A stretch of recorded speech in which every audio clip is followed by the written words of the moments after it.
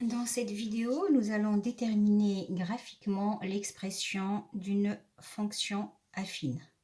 Donc, nous savons qu'une fonction affine, sa représentation graphique est une droite. Donc, déterminer graphiquement une fonction, l'expression d'une fonction affine revient donc à chercher le coefficient directeur et l'ordonnée à l'origine. Donc, pour la droite D, c'est la représentation graphique d'une fonction affine qui a pour expression ax plus b.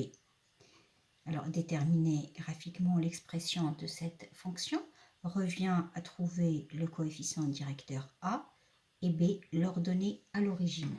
Pour trouver le b, je vais commencer par le b parce que c'est très simple. Je regarde là où ma droite traverse l'axe des ordonnées. Elle traverse ici 0, moins 1, moins 2, moins 3. Ce qui veut dire que b est égal à moins 3.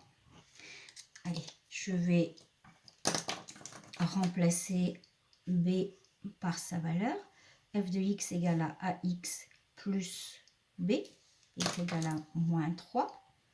Je ne vais pas le laisser comme ça. Je vais appliquer la règle des signes qui se suivent.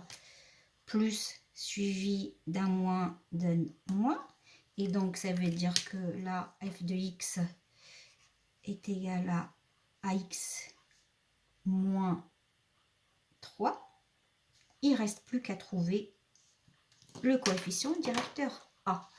Le coefficient directeur a est égal à écart des ordonnées, différence entre les ordonnées des deux points, écart des ordonnées,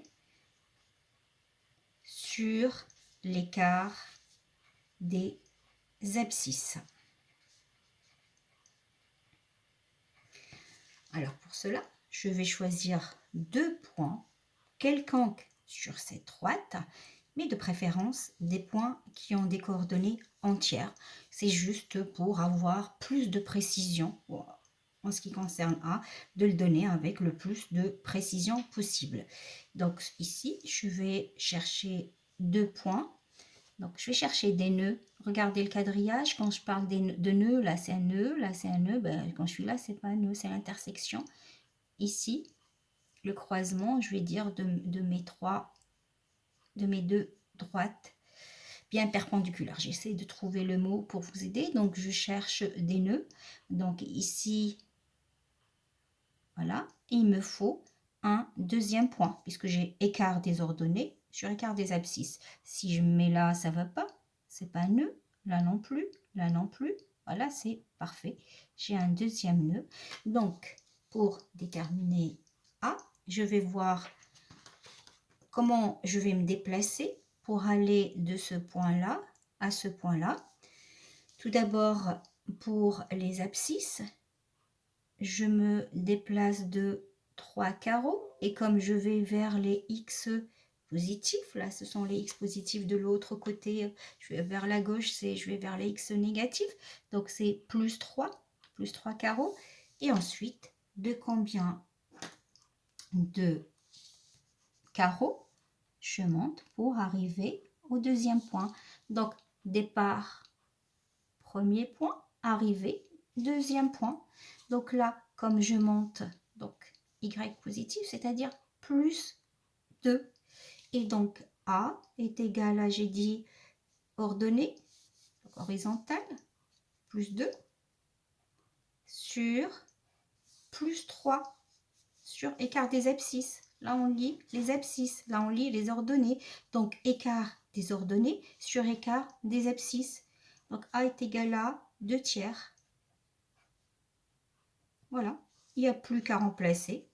F de x est égal à A, 2 tiers, de x plus b.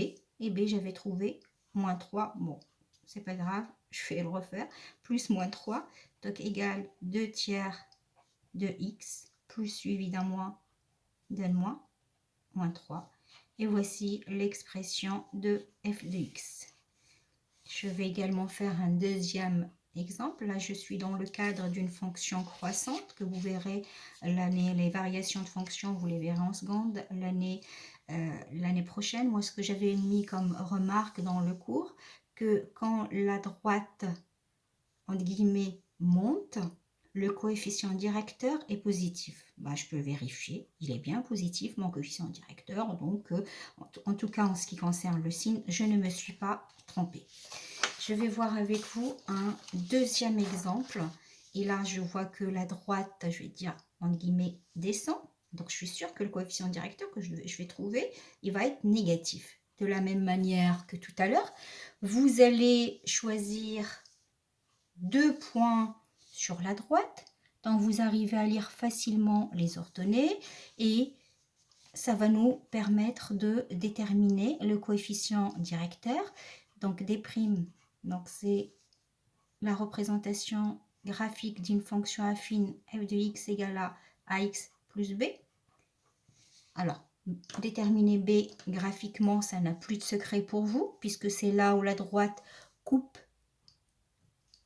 l'axe des ordonnées. Donc, b est égal à 4. b, donc c'est l'ordonnée à l'origine, c'est-à-dire l'image de 0. Et l'image de 0 est égale à 4. Donc, déjà, je peux écrire que f de x est égal à ax plus 4, en ordonnée à l'origine.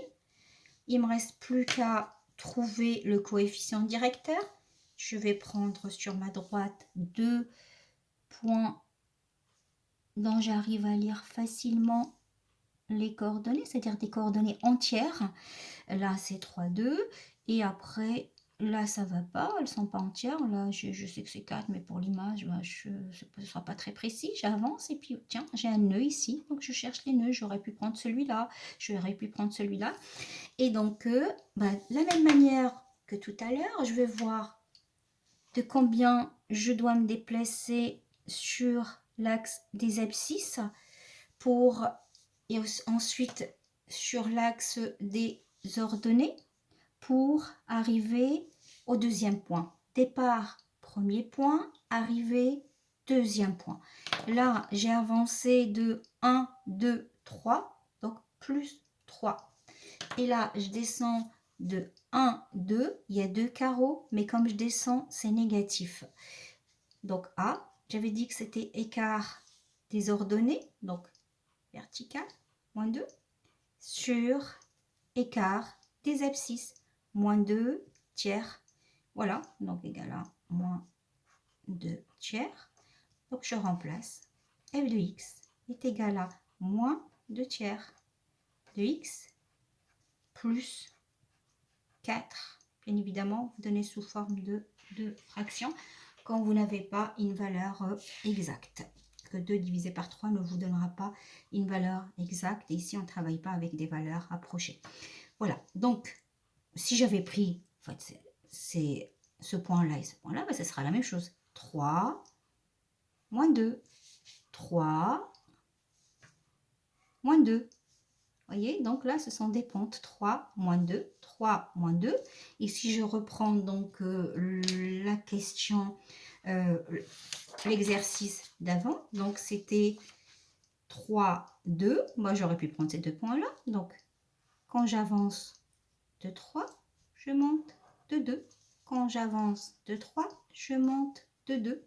Donc, ça sera tout le temps 2 tiers. Ça ne change pas, quels que soient les deux points que je prends sur ma droite. Vous constatez ici que j'ai trouvé un coefficient directeur négatif. Donc, ça me rassure puisque j'avais dit que cette droite-là descend. Et une droite qui descend, bah, le coefficient directeur de la fonction sera négatif. Donc, voilà, bah, j'espère que c'est plus clair cette fois-ci.